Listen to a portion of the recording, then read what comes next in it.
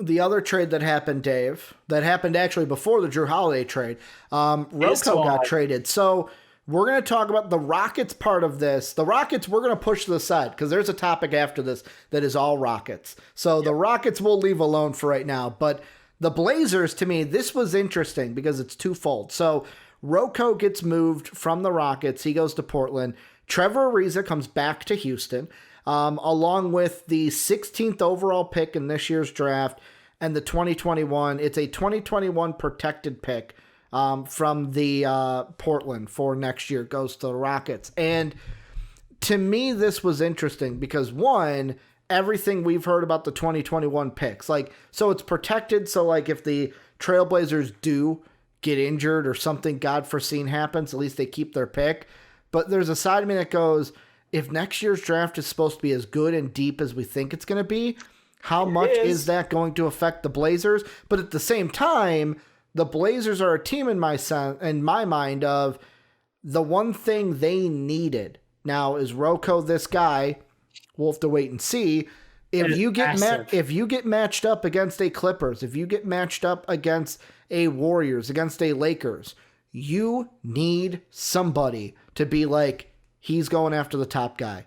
The LeBron, the LeBron, the Curry, the Kawhi Leonard. Wow. This guy is defending him every game, every minute. Roco gives them that guy. Will it pay off? Who knows? Dude, this is awesome. We talked about, I brought him up in our mock draft discussion. 5.0. Yeah. And I was like, he's gone. Obviously the sign is Harden wants out. Westbrook wants out. Yeah.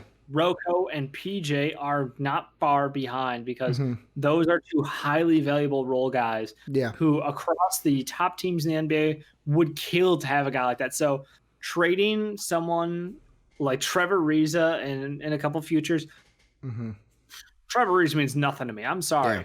Nothing. Fucking nothing. We're getting Rodney Hood back next year, I hope. Well, he opted out, or they opted out. Whatever it was a team player. Oh. He's an unrestricted free agent right now, technically. Oh, okay. So that's interesting. They could re-sign him, but we don't know.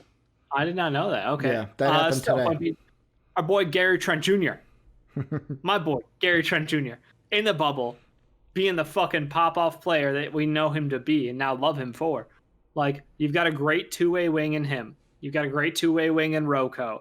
You have CJ and Dame. You got Nurk Dog, and you still have Zach Collins. Nurk Dog. I don't know, man. I'm just rolling with it.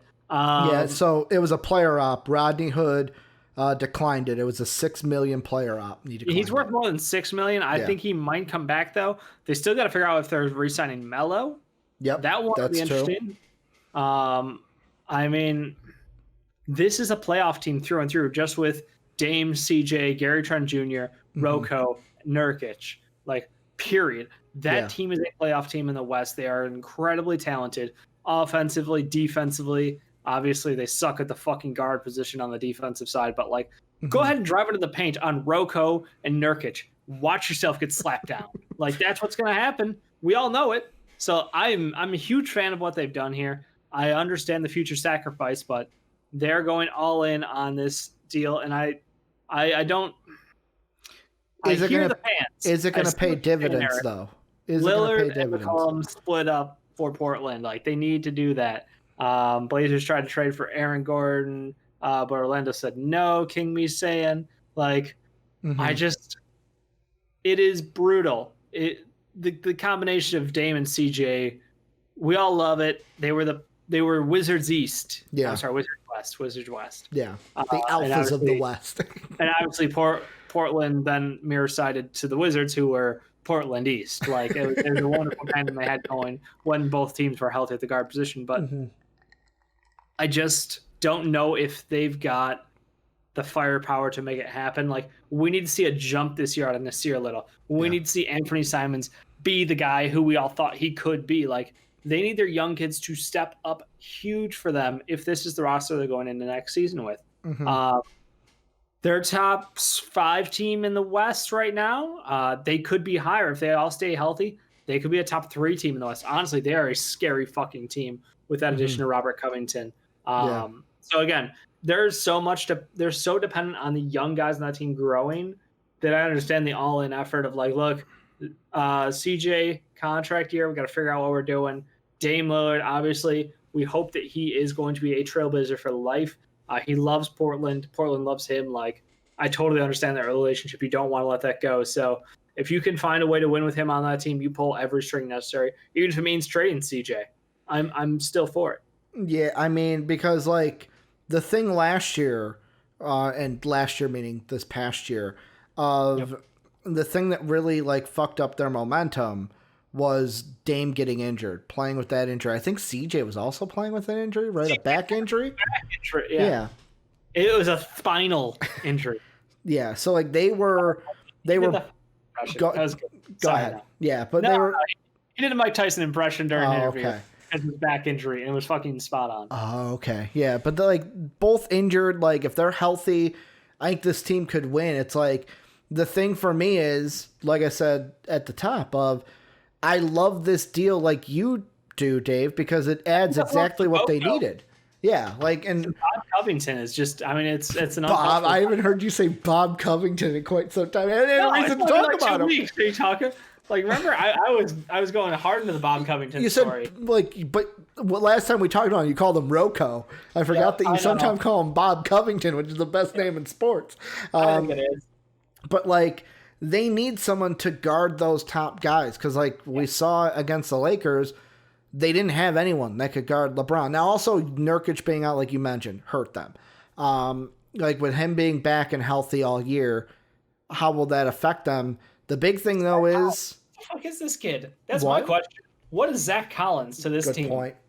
Good point. Like, he falls into the, like you mentioned, Nasir Simons, who needs to step up.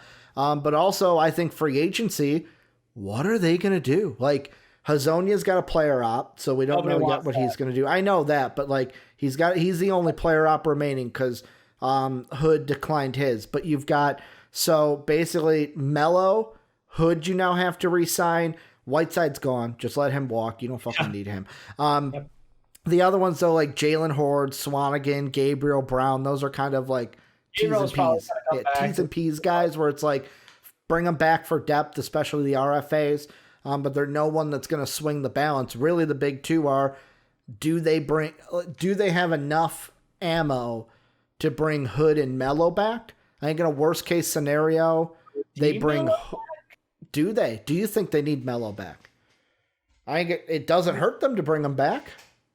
Like, here's the thing. It would be a positive for the team if he is in for it. But at the same time, I could see Carmelo Anthony taking a very small deal to play with his good friends. Whether that is in L.A., whether that is in the other side of L.A., or it's in Phoenix. That is in Golden State, whether that is in Phoenix. Jesus Christ, I hate you. Whether that's in... Honestly, Miami. Good point. Yeah. Or whether that's in New York, Brooklyn side, obviously. Oh, okay. He comes home, but the other side. I mean, if the Knicks offer him a big deal, he'd probably take it. Let's be honest. That's Carmelo Anthony. Big deal. Don't care about the team. Yeah. I think he goes ring chasing. Yeah. I don't know which team he favors, but I could see him choosing his friends. I think it's got to be LeBron. It's got to be LeBron or CP3. Like, you didn't even mention Phoenix. I did say Phoenix. Did you? Okay, I didn't think I heard Phoenix. They were after Golden State. Okay, yeah, like I think it's either playing with CP3 or playing with LeBron. I think it's Team Banana Boat. That's what it is. That's who he goes to. That's, again, he had a great season. Obviously, the Blazers gave him an opportunity where no other team was willing to. So he might owe them in some people's minds, but I think it's ultimately up to him. I don't think he should feel any whatever about picking a different team and leaving Trailblazers after proving that he still has it. Yeah, because Milfence brings up, like you said, the Melo to Miami. Here's the only thing that kind of makes it go about Miami is, now I'm not saying Melo doesn't have the work ethic, but could there be a possibility of a Jimmy Melo like friction, or am I looking like at something that's not there? That wouldn't Before be there. This year, I would have said yes, but he worked out really hard to get in great shape for the bubble, and he had great performances there. And I think that the work ethic is there. I think he might have fallen into a lull, at the end of his time in New York. but like he did seem like he was busting his ass. So Okay. I don't think it would be a huge problem for him to be added to Miami. Yeah, I mean, because that's one that would work. It's just like for me, it's important too to look up we talked about it with CP3. He's got what, 2 years left this year in a player op, I believe we said with CP3, to where exactly of like, I think what could happen is he picks either Phoenix or LA, plays with them. Then around the time CP3 deal is up, that's where it's like LeBron and him kind of map out, okay, we're all free agents at the same time. Let's get Team Banana Boat minus D Wade because he's retired.